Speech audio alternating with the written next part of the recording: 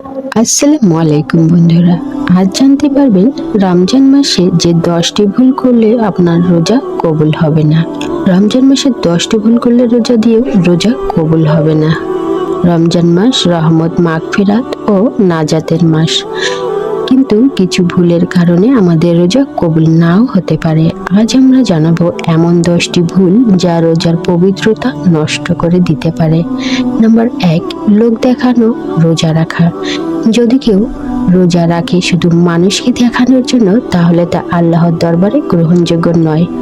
আপনি কি জানেন এমন এমন অনেক রোজাদার আছেন যাদের রোজা কবুল হয় না, কারণ তারা রোজা রাখেন শুধু লোক দেখানোর জন্য। অথচ ইসলামের লোক দেখানো আমল খুব ভয়ঙ্কর একটি গুনাহ।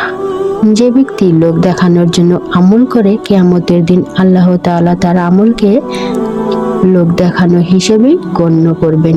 কিয়ামতের দিন আল্লাহ বলবেন, তুমি তো তোমার কাজ মানুষকে দেখানোর জন্য করেছিলে, তাই যাও তাদের কাছেই তোমার প্রতিদান নাও।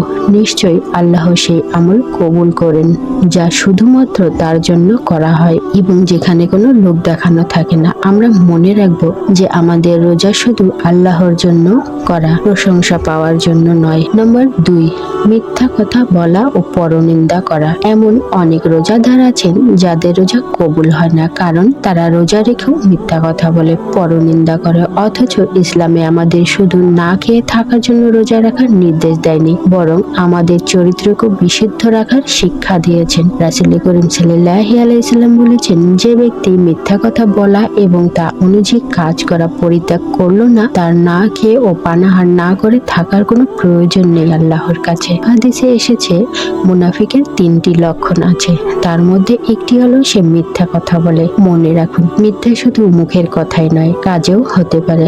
যেমন ইচ্ছা করে ভুল তথ্য দেওয়া, ঠকানো বা প্রতারণা করা, প্রতিশ্রুতি দিয়ে তার না রাখা। একজন রোজাদার যদি মিথ্যা কথা বলে, তাহলে তার রোজা শুধু ক্ষুধা ও তৃষ্ণায় পরিণত হয়, কিন্তু আল্লাহর কাছে কবুল হয় না। রাসূল করিম সাল্লাল্লাহু আলাইহি সাল্লাম বলেছেন, একবার আমি একদল মানুষের পাশ দিয়ে গেলাম যাদের নখ দিয়ে নিজেদের মুখ চেরা ছিল। আমি জিজ্ঞাসা করলাম, এরা কারা?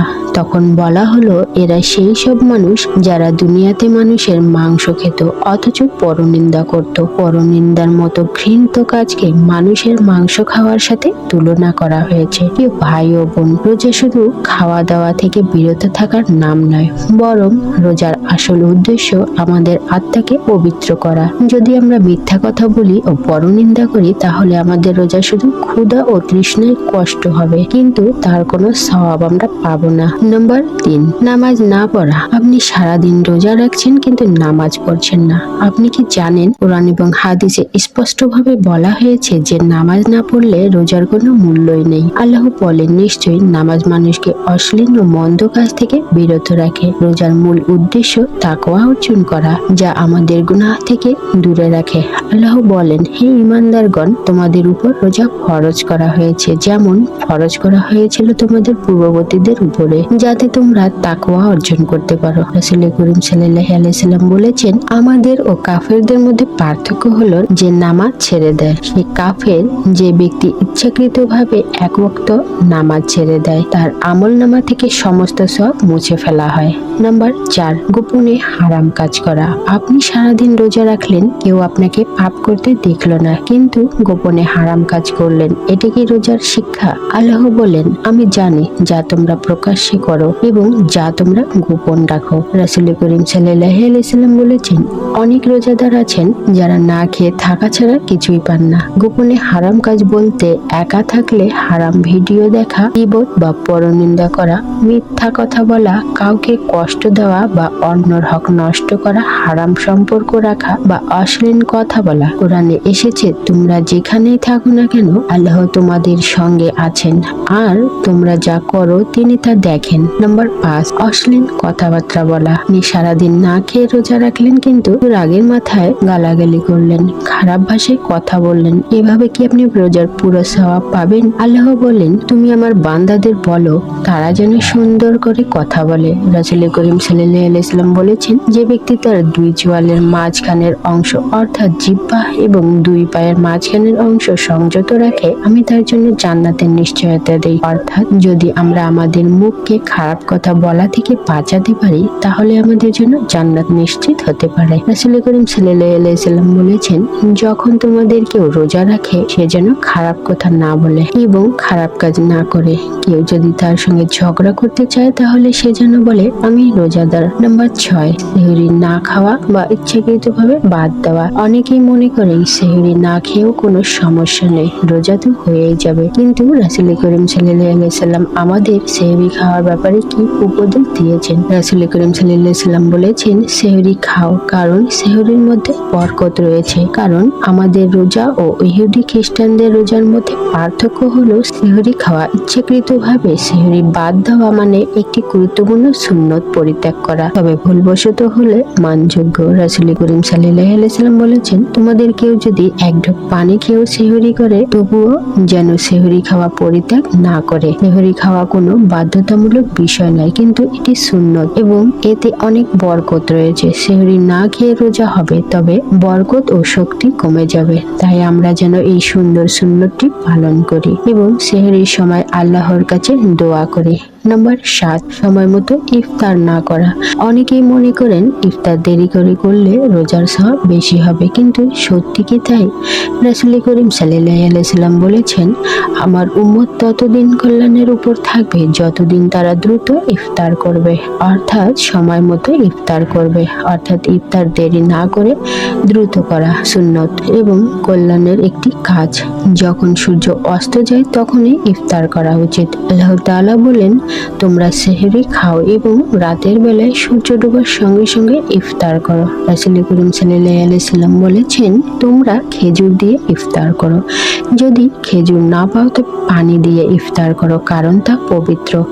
যদি কেউ ভুলবশত দেরি করে বা জানার সুযোগ না থাকে তবে আল্লাহ ক্ষমাশীল, কিন্তু ইচ্ছাকৃতভাবে দেরি করা ইসলামের সুন্নতের বিপরীত। নাম্বার 8, রোজার সময় অতিরিক্ত ঘুমানো ও অলসতা করা। আল্লাহ বলেন, নিশ্চয়ই মানুষ তার পরিশ্রমের মাধ্যমে সফলতা লাভ করে।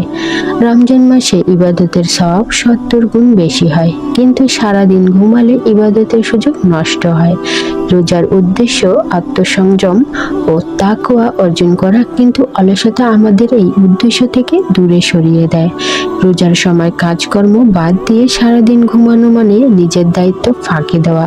রাসূল সাল্লাল্লাহু আলাইহি সাল্লাম বলেছেন, আল্লাহ অলস ও কর্মবিমুখ মানুষকে পছন্দ করেন না। রমজান মাসে অলসতা ও অতিরিক্ত ঘুম না করে বরং ইবাদত, জ্ঞান অর্জন ও উপকারী কাজের সময় ব্যয় করা উচিত, তাহলে রোজার আসল উদ্দেশ্য সফল হবে। নাম্বার 9, দৃষ্টি হেফাজত না করা। অনেকেই রোজা রেখে অনৈতিক বা হারাম দৃশ্য দেখে। আল্লাহ বলেন, মুমিন পুরুষদের বলো তারা যেন তাদের দৃষ্টি অবনমিত করে, অর্থাৎ নিচে করে এবং নিজেদের লজ্জা স্থানের হেফাজত করে, এটাই তাদের জন্য উত্তম। কোরআনে আল্লাহ স্পষ্টভাবে বলেছেন যেন আমরা আমাদের দৃষ্টি সংযত রাখি।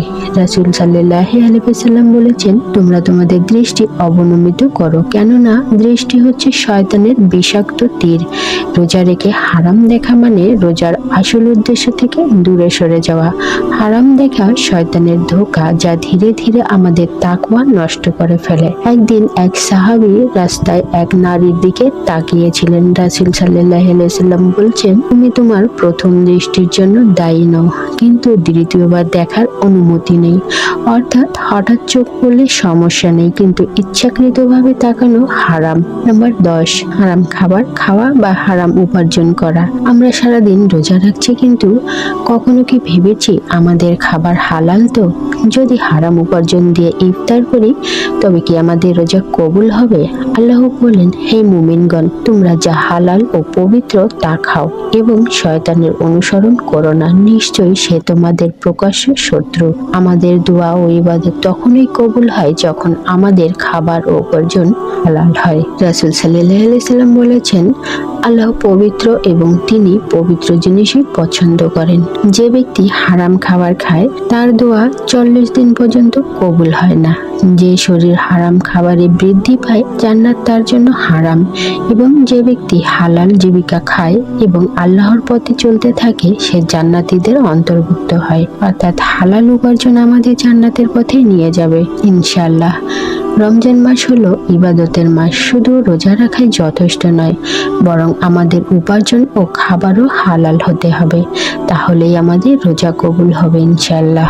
এই পবিত্র মাসে চলুন নিজেদের শুদ্ধ করি, হারাম থেকে বাঁচি এবং আল্লাহর সন্তুষ্টির জন্য বেশি বেশি ইবাদত করি এবং বেশি বেশি দান সদকা করি। দান সদকা গুনাহকে এমন ভাবে মিটিয়ে দেয় যেমন পানি আগুন নিভিয়ে দেয়। রমজানে দান করলে সওয়াব 70 গুণ বেশি পাওয়া যায়। তাই দরিদ্রদের সাহায্য করলে আল্লাহ কিয়ামতের দিন আমাদের সাহায্য করবেন ইনশাআল্লাহ। আল্লাহ আমাদের সকলকে পবিত্র রমজান মাসে এই 10টি ভুল কাজের হাত থেকে রক্ষা করুন। আমিন।